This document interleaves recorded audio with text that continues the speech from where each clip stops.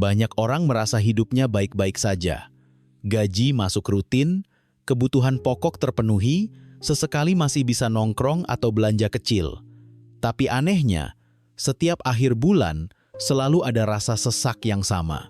Bukan karena belanja besar, bukan karena cicilan mendadak, melainkan karena uang terasa cepat habis tanpa jejak jelas. Perasaan ini membuat kita lelah, bukan secara fisik, tapi secara mental, seolah bekerja keras hanya untuk bertahan, bukan untuk maju. Bayangkan seekor katak yang dimasukkan ke dalam air dingin. Jika air itu langsung mendidih, ia akan meloncat menyelamatkan diri.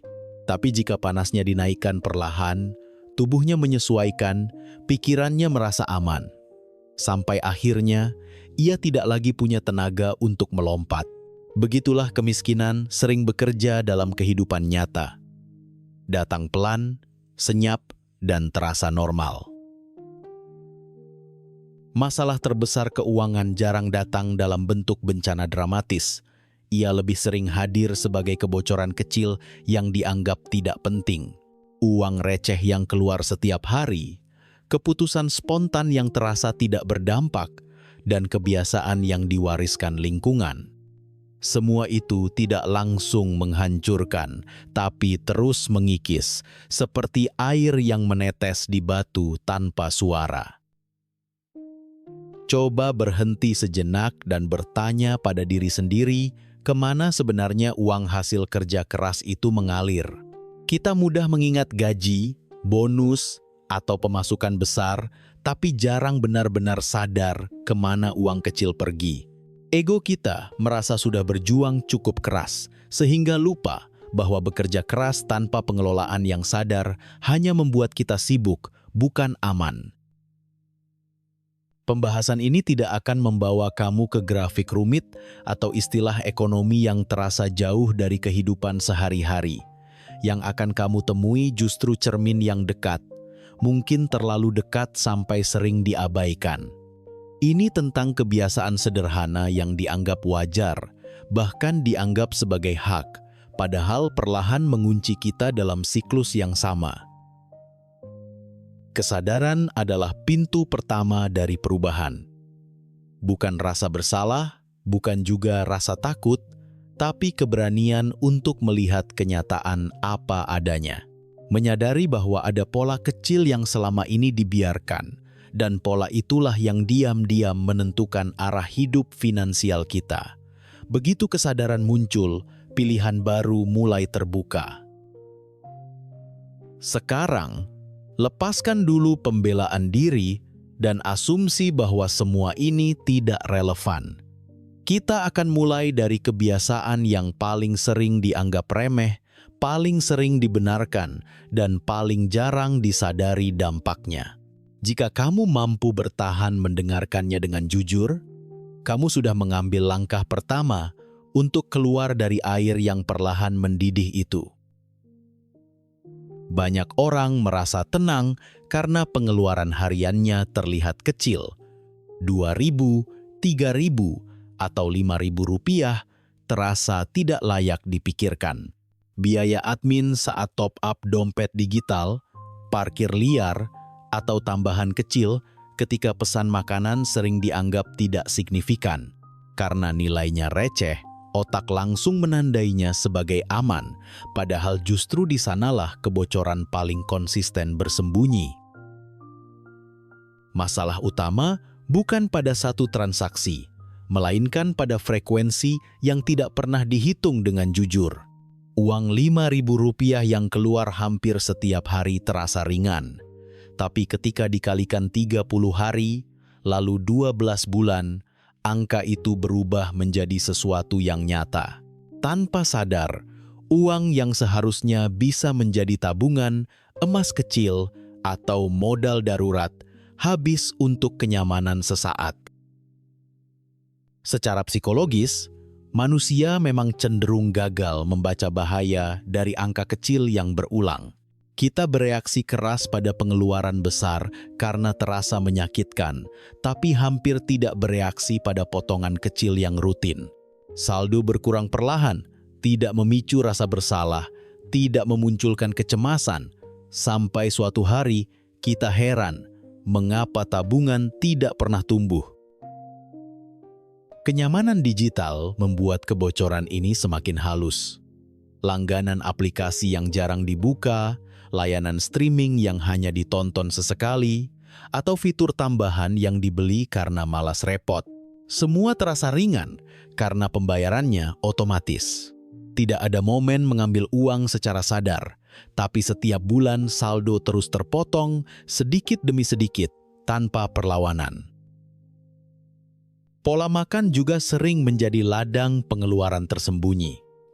Memasak sendiri dianggap menyita waktu dan tenaga, sementara pesan antar terasa praktis. Padahal harga makanan sudah dinaikkan, ditambah biaya layanan dan ongkir.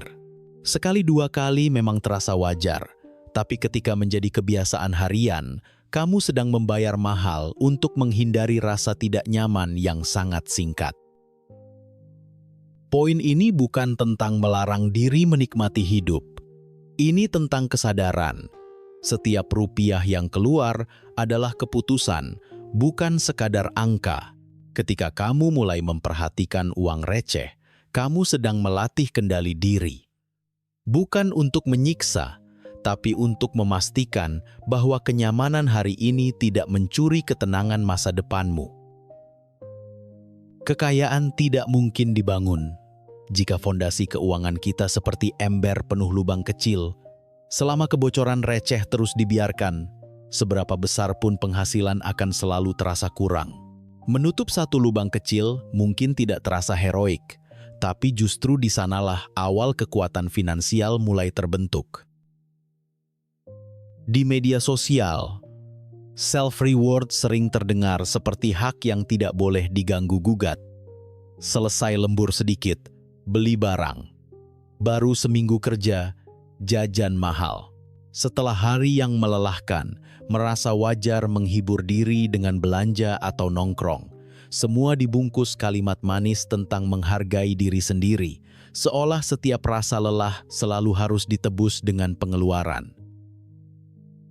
Masalahnya, otak kita tidak membedakan apresiasi diri yang sehat dengan pelarian impulsif. Apresiasi seharusnya memberi jeda dan kekuatan, bukan menciptakan lubang baru. Ketika setiap pencapaian kecil langsung dihadiahi dengan konsumsi, otak dilatih mengejar dopamin instan, bukan kepuasan jangka panjang. Lama-kelamaan, bekerja terasa berat tanpa imbalan belanja. Fenomena healing juga mengalami pergeseran makna. Liburan singkat, staycation, atau jalan jauh sering dipaksakan meski kondisi keuangan belum siap.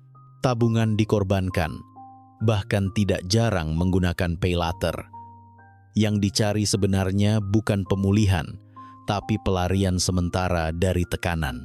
Sayangnya, pulang dari healing sering disambut kenyataan saldo yang lebih menyedihkan. Disinilah siklus setan terbentuk. Stres kerja diredakan dengan belanja atau liburan, lalu muncul stres finansial karena uang berkurang. Stres baru ini kembali dicoba, diobati dengan konsumsi berikutnya. Tanpa sadar, self-reward berubah dari hadiah menjadi candu yang mengikat, membuat kita terus berlari di tempat yang sama. Kalimat "saya pantas mendapatkan ini" sering menjadi tameng yang sulit ditembus. Kalimat itu terdengar dewasa dan penuh empati, padahal sering menutupi ketidakmampuan menunda kesenangan. Kita merasa layak menikmati hasil kerja, tapi lupa bahwa masa depan juga versi diri kita yang pantas diperjuangkan. Menunda bukan berarti menolak bahagia, tapi memilih waktu yang tepat.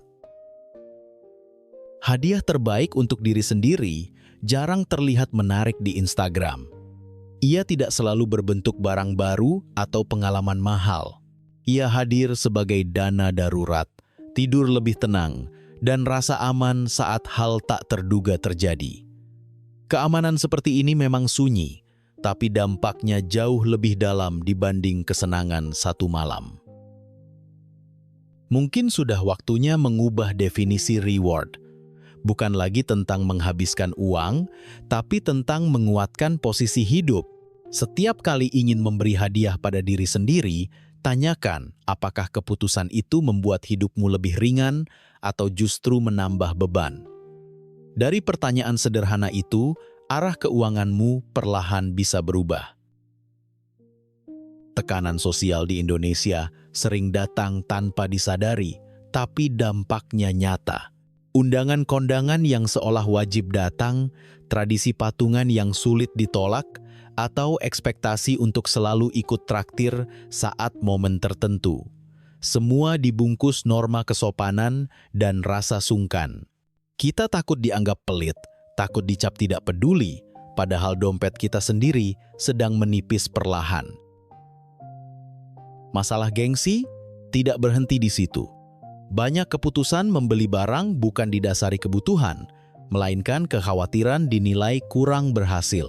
Saat pulang kampung, reuni, atau bertemu teman lama, muncul dorongan untuk terlihat mapan.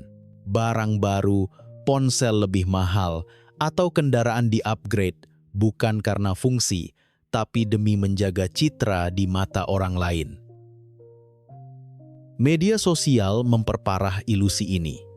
Kita membandingkan kehidupan nyata yang penuh cicilan, stres, dan ketidakpastian dengan potongan terbaik hidup orang lain di layar.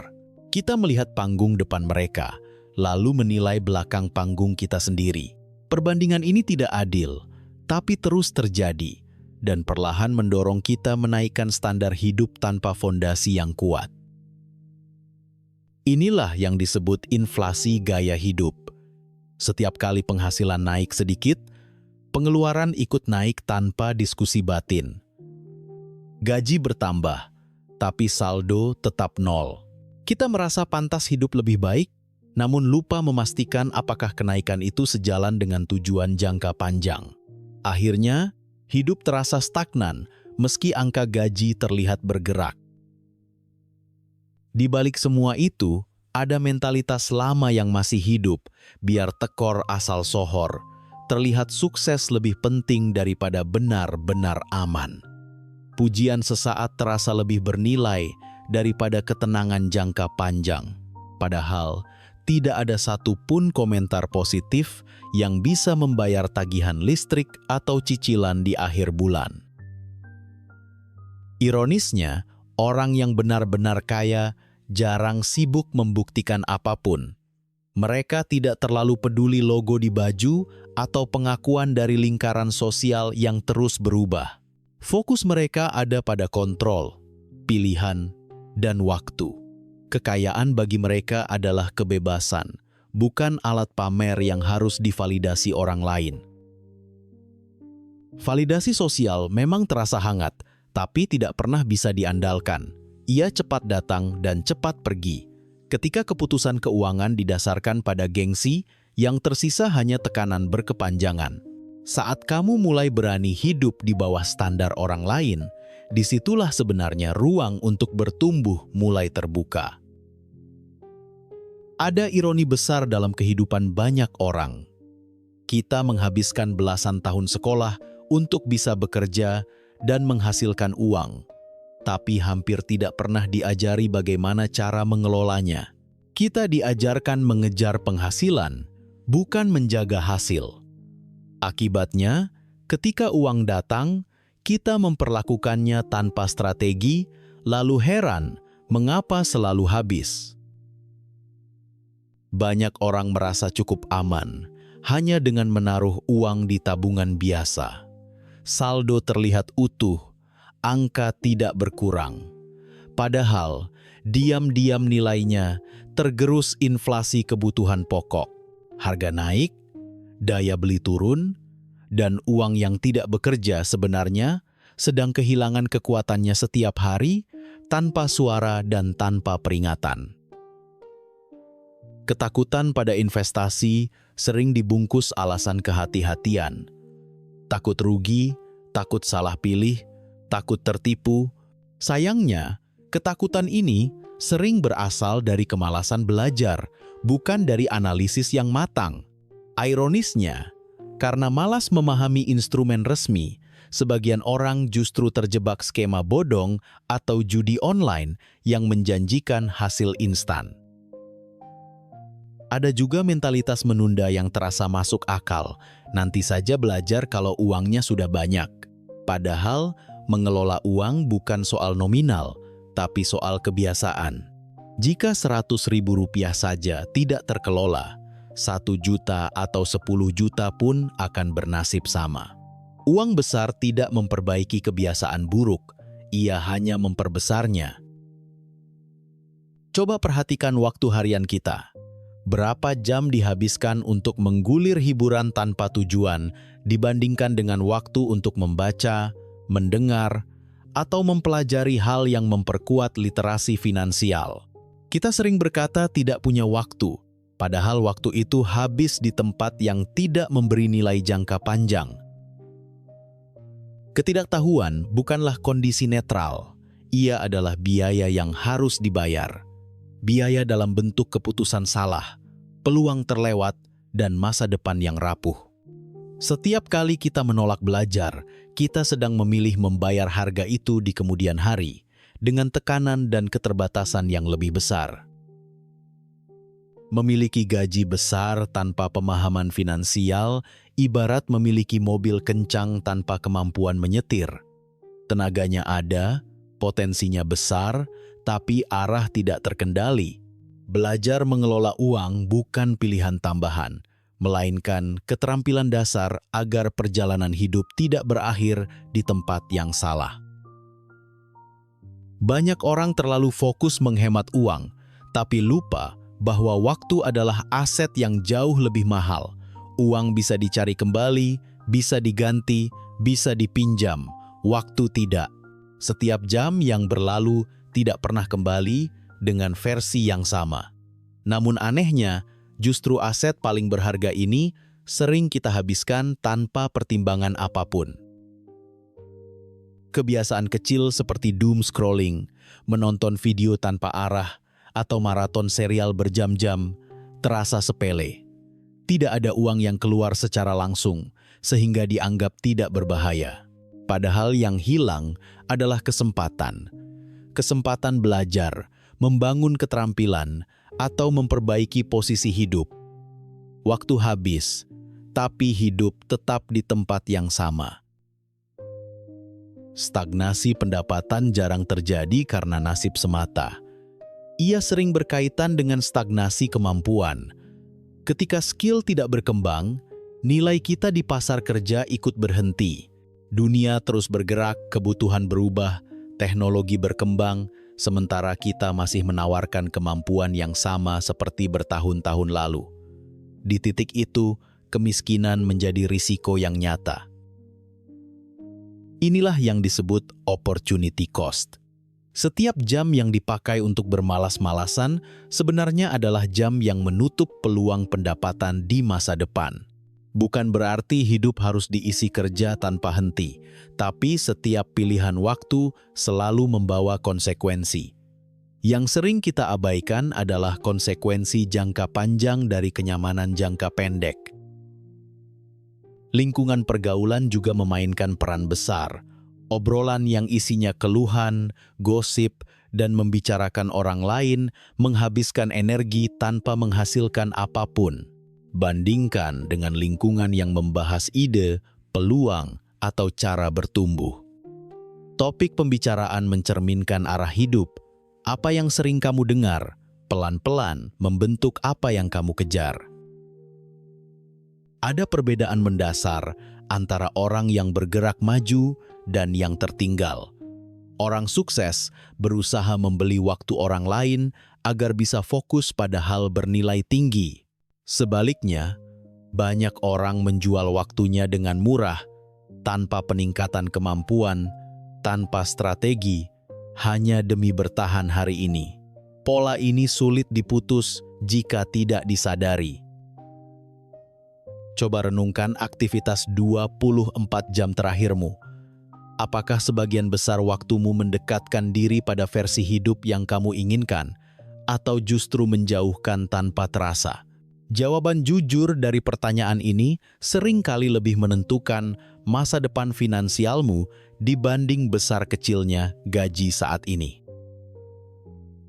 5 kebiasaan yang sudah dibahas bukan ditujukan untuk membuatmu merasa bersalah atau rendah diri. Semua itu bukan vonis, melainkan sinyal. Sinyal bahwa selama ini ada pola kecil yang dibiarkan mengendalikan arah hidup finansialmu. Kesadaran ini bukan akhir dari cerita, justru awal dari perubahan yang lebih tenang dan terkontrol. Perubahan besar jarang terjadi lewat langkah ekstrem. Ia lebih sering lahir dari perbaikan kecil yang konsisten. Disinilah konsep Kaizen menjadi relevan. Perbaikan 1% setiap hari. Tidak perlu langsung sempurna. Cukup sedikit lebih sadar hari ini dibanding kemarin. Akumulasi dari langkah kecil inilah yang pelan-pelan membalikkan keadaan. Langkah pertama yang paling sederhana adalah mencatat. Bukan untuk menyiksa diri, tapi untuk mendiagnosa. Seperti tubuh yang perlu diperiksa sebelum diobati, keuangan pun perlu dilihat apa adanya. Dengan mencatat pengeluaran, kamu berhenti menebak dan mulai memahami. Dari situ, keputusan menjadi lebih jernih dan tidak lagi berbasis asumsi. Perubahan berikutnya adalah belajar berkata tidak. Tidak pada gengsi, tidak pada tekanan sosial, tidak pada pengeluaran yang tidak selaras dengan tujuan hidup. Ini bukan tentang menjadi pelit, tapi tentang memilih. Setiap kali kamu menolak satu pengeluaran yang tidak perlu, kamu sedang mengatakan ya pada masa depanmu sendiri. Menjadi kaya bukan perjalanan yang dramatis. Ia cenderung membosankan, penuh disiplin, dan jarang terlihat menarik di permukaan. Yang ada hanyalah konsistensi, kesabaran, dan keputusan yang sama diulang berkali-kali. Justru disitulah banyak orang gagal, karena mereka mencari sensasi, bukan stabilitas. Kebebasan finansial bukan soal jumlah uang semata, tapi soal kendali. Kendali atas waktu, pilihan, dan arah hidup. Ketika uang tidak lagi menjadi sumber kecemasan utama, ruang mental terbuka. Kamu bisa berpikir lebih jernih, hidup lebih tenang, dan mengambil keputusan tanpa rasa terdesak. Sekarang, pertanyaannya sederhana tapi penting. Dari semua kebiasaan yang sudah dibahas, mana satu yang paling ingin kamu hentikan mulai hari ini? Satu saja sudah cukup. Tuliskan dalam pikiranmu, atau bagikan sebagai komitmen pribadi. Karena perubahan tidak dimulai dari niat besar, tapi dari satu keputusan kecil yang benar-benar dijalankan. Jika satu kalimat di video ini terasa menampar sekaligus menenangkan, itu tandanya kamu sedang bangun. Simpan video ini, dengarkan ulang saat godaan datang, dan mulai hari ini, pilih satu kebiasaan kecil yang ingin kamu ubah. Tidak perlu diumumkan, tidak perlu dibuktikan ke siapapun. Cukup kamu dan masa depanmu yang tahu. Karena orang dengan mindset kaya bekerja dalam diam, tapi hasilnya berbicara paling keras.